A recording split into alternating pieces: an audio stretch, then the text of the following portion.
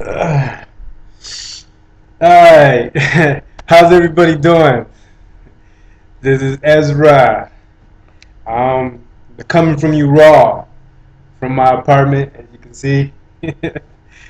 Well, listen, the reason I'm posting this video is I'm going to be really quick about it, but I just want to give you guys an update of what's going on with me. Of course, you guys know I just got my certification in personal fitness, and I'm going at this full-fledged. So, my goal is to compete in an amateur competition, and in the amateur competition of bodybuilding, where you got to do poses, and you see those really cut muscles. So right now, what I'm doing is I'm created an exercise program. So I'm gonna let you guys follow the exercise program. I'm gonna post these videos of each day of what I do. So my first day, I'm gonna go back to my first day and what I did.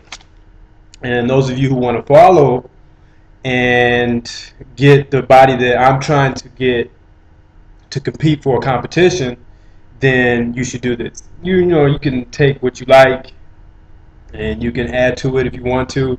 You know your body. But this is what I'm doing for my body, and I'm learning just like you are. So not every workout is going to be the same. I'm going to learn, and I'm writing things down. So you can see this is me writing it and logging it down on Logbook. It's a journal. So right now, I got up about 6 in the morning. This was on the 15th of March, and this was my first day.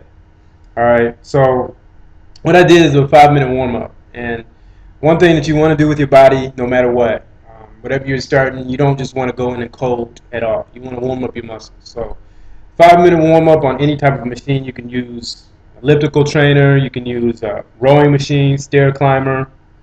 You can use stationary bike, treadmill. For this one, I did the stationary bike for 5 minutes. So, set your ergometer at whatever type of resistance you want. Don't make it too hard. You're not trying to do any cardio. Remember, you're doing some bodybuilding here. So, the objective is to build muscle. And, cardio, anytime you do cardio, you're burning a lot of fat. You're burning, and when the body runs out of fat, it starts to burn the muscle. So, you're counterproductive. So the objective is to build muscle. So we're not doing too much cardio. We're not trying to build up sweat here, through cardio. So, all right. So let's get started. What I started with was, like I said before, this is my first day, so I started off with my legs, and I started off with the Smith machine. Now you guys know the Smith machine is supported, okay? And I did 10 reps at 125 pounds. Okay, 10 reps at 125 pounds. Now, that's not much weight, in particular for your legs, but I'm trying to get my legs familiar with the exercise and get my muscles used to doing this. So I started off doing 10 at 125, and I do 4 sets, okay? 4 sets, and I usually keep the repetition side. Now, those repetitions are going to be high in the beginning, but they're going to lower as I progress, and the weight is going to increase. So right now, I'm just getting my muscles familiar with it, and you understand. All right, so I'm doing 10 reps, 125 weight. Then for my second, I did 10. I went to 145, and then my third set did 10, 165, and then my fourth set, I did 10, 175. Done with the Smith machine. All right. Now I go to my hammer or my hamstring prone curls. When you're laying down on that machine and you're putting your legs backwards, you're laying down in a prone position as if you're on your chest, and you're pushing your legs backwards, you're working your hamstrings. That's the machine I want you to use your curls, okay? You have isolated curls and you have both legs. Well, I'm using both legs in this, so you understand. All right, so the weight I'd use was 25 pounds just to get an idea of what I'm capable of doing. We call this in the fitness instruction range of motion or muscle limitations. You always want to find out what your limitations are and what you're going to be at. So 10, I did 10 reps at 25, then I did 10 to 60, and then on my third set, I did 10 at 70 pounds, and then on my fourth set, I did 10 to 80 pounds. I don't know what machines you guys are going to be using and what incrementation they have, but the increments on this were about 10 pounds. So I had to go up 10 pounds whether I liked it or not, if I wanted to increase. So that was the point of that. So then I went to standing calf raises. So with the Smith machine, I did my squats, just working on my quadriceps. Then I did the hamstring prones, working on my back, my prones. My hamstrings. And then now I'm going to the standing calf raises, working on my calves, or my gastrocnemius. And this right here is a really good workout, and you can do this even without a machine. You could just get on a edge of a box or anything like that, and just repetitiously lift yourself up, and bringing your body down. You can hold on to something and then lift yourself up. You can hold a dumbbell. It's the same thing. But with this machine, standing calf raises, they have a machine that goes on your shoulders. You get under there, you lift yourself up, and you go ahead and execute. All right, so I did 10 reps at 105, then I did 10 at 120. For my second set, I did 10 at 150, and then I did about 6 at 165. All right, so my calves were kind of giving out. Legs have always been a real weakness for me, but I'm going to change that quick. All right, and you are too. So hopefully your legs are not as weak as mine. The inner thigh. Now, not many gyms have these. They're the abductors. More than likely, you see women using them. They put your legs out in a really awkward position, almost like you're giving birth or something like that, and then you bring your legs in towards your body. That works your inner thigh. They have a machine for that, which also works on the opposite side, which is your outer thigh. And we're doing the inner thigh, and the weight I used was 37 pounds for my first set, did 10. And then I went to 45, and then I went to 52, and then 60 for my fourth set. And I'm maintaining the 10 repetitions on each of these sets. So you know. So that's about 4 exercises we did. Now I'll go to the squats. Now remember, the first squat that I did was with the Smith machine, so it was supported by a machine. Now these squats are completely free weight, so you really want to be careful because you can injure yourself on that. So your back in particularly you can injure, and you don't want to lift a lot of weight, so start very, very small on this. Now I'm going to list my weight just so you know what I was lifting, and you can keep me accountable. And those who actually can do what I'm doing, go ahead and do it. But I'm not going to be responsible for any injuries that you may have, so I'm letting you know right now. This disclaimer for Overstand Fitness. Do not do this unless you know without a doubt that you can, and have realized that you're capable of doing it, okay? Because you will be solely responsible for any injuries that you sustain, all right?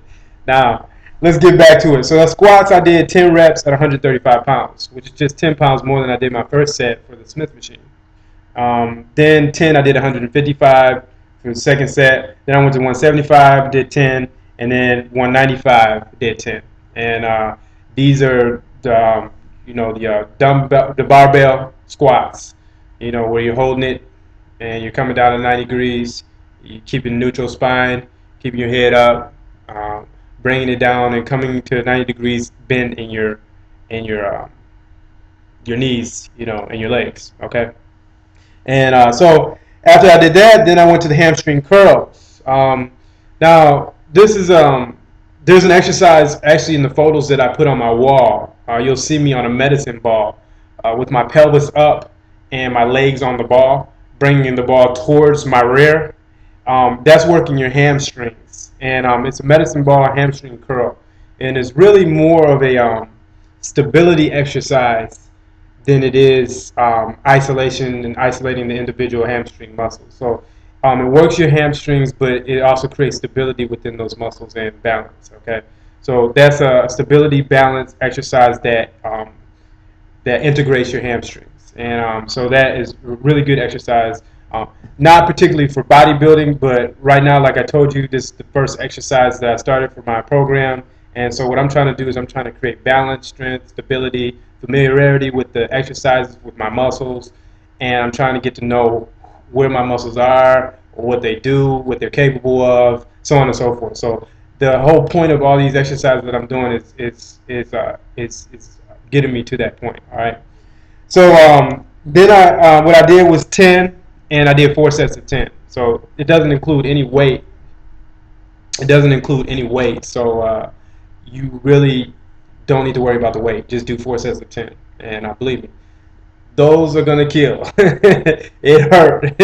It hurt me bad, but it's fun, and you're gonna feel it after you do this leg workout. I'm gonna tell you that lactic acid is gonna build up in your legs, and you're gonna be sore. You're gonna feel like an old man. Not the next day. It's gonna be like 48 hours afterwards is where you're gonna feel it. So you're gonna walk out the gym. You're gonna be feeling like Hercules, and the next day you're gonna be like, oh man, I ain't even sore. That must not have really been a workout. I promise you, 48 hours, you're going to feel like an old man or woman. Believe me. All right. Now, I went to my seated calf raises. Now, remember, I did my standing calf raises. Y'all know those machines where you sit down and you put your knees under this little thing and you push your legs up. Well, that's my seated calf raises. All right. So I went to those. Now, seated calf raises works a completely different part of the muscle than your standing calf raises. The standing calf raises works a muscle called the gastrocnemius, which is those big muscles that look really good, you know, let's say a woman is in her heels. When a woman is in her heels, you see those calves. That's the gastrocnemius. Those are the calves that the standing calf raises works. Well, you've seen the ones where people got like lines on the side of their legs and their calves. That definition. That's called the soleus. That's the muscle right underneath those big ones. Well, the standing calf raises, those are the ones that work the big muscles, the gastrocnemius.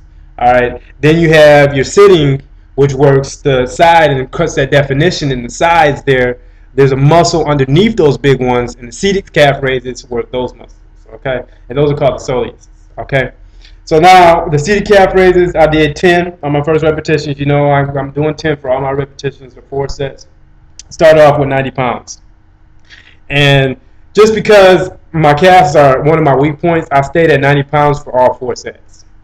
So if you can increase, go ahead. Be my guest. This is just what I did. And remember, I'm just giving you guys what I've done. You can follow what I've done. You can increase it to if you know that you're capable of doing it.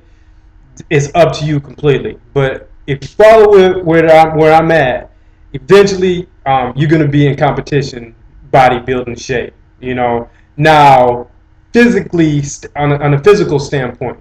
Now, I'm also doing I'm working just as hard in the kitchen as I am in the weight room. So my nutrition is where you're going to see my definition. You're going to see changes in my body fat. You're going to see me feeding these muscles that I'm working. You don't do any of your growth. None of your growth happens in the weight room. The weight room, you're shredding and you're tearing your muscles. You're basically destroying your body. And then when you go out and you start living your day, that's when your muscles are starting to heal. That's where they're looking for the growth. They start to repair themselves. So what are you feeding them? What are you eating? Those are the things that you've got to consider, you know, if you really want to get into shape. Because the best bodybuilders, the people who look in the greatest shape, they don't just kill it in the gym. They kill it up here in the mind. Understand what you need, the nutrition, the type of foods that you need to be eating, the type of fuel that you need to give your body. All right. So this is going to be my first video. I don't want it to be too long. It's a little bit long. So this is my first video, my first workout. I hope you guys enjoy it. I pray that you do and you learn and you keep it posted because I'm going to keep posting them for each workout. All right. Overstand Fitness. I'm out.